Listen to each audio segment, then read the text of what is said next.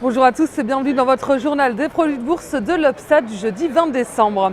Le CAC 40 atteint un nouveau sommet annuel avec un gain de 0,44% à 3664 points. Principal catalyseur à la hausse, le relèvement de la note de la Grèce par Standard & Poor's. Autre élément encourageant pour les marchés, l'espoir d'un dénouement imminent de la question du mur budgétaire. Et côté valeur, les titres les plus dépendants de la conjoncture ont bénéficié de la perspective d'un accord sur la question du précipice budgétaire. Le constructeur automobile Renault gagne 1,54%, Alstom est à plus 1,43% et Saint-Gobain gagne 0,45%. Wall Street clôture dans le rouge, on est à moins 0,74% pour le Dow Jones et le Nasdaq cède 0,34%. La baisse est tout de même modérée, elle intervient après des gains importants ces 2 derniers mois. Les marchés américains ont donc évolué en légère baisse tout au long de la journée sous le coup d'indicateurs immobiliers mitigés. Le recul des mises en chantier de logements aux États-Unis, annoncé avant l'ouverture de la bourse à Wall Street ce matin, a déçu. Un compromis semble en vue sur la question du mur budgétaire américain. Les nouvelles propositions de Barack Obama et les concessions des 2 partis démocrates et républicains ces 2 derniers jours ont porté les marchés qui guettent maintenant la prochaine étape.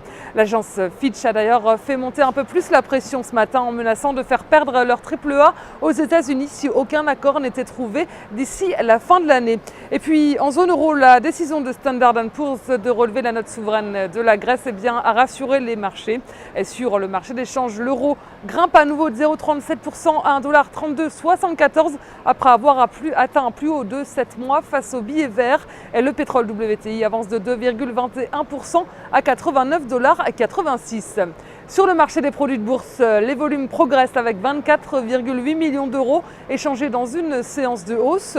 Du côté de la répartition par type de produit, les certificats sont en baisse à 79% des échanges, les varants sont en hausse à 21%. Et concernant les transactions, les certificats représentent 65% du marché et les varants 35%. La répartition par sous-jacent nous indique que les indices sont en hausse avec 36% du marché, les actions sont en repli à 41%. La répartition des transactions sur les varants nous indique que les indices représentent 13% du marché, les actions sont à 84%, le taux de change est à 1% et les matières premières sont à 2%.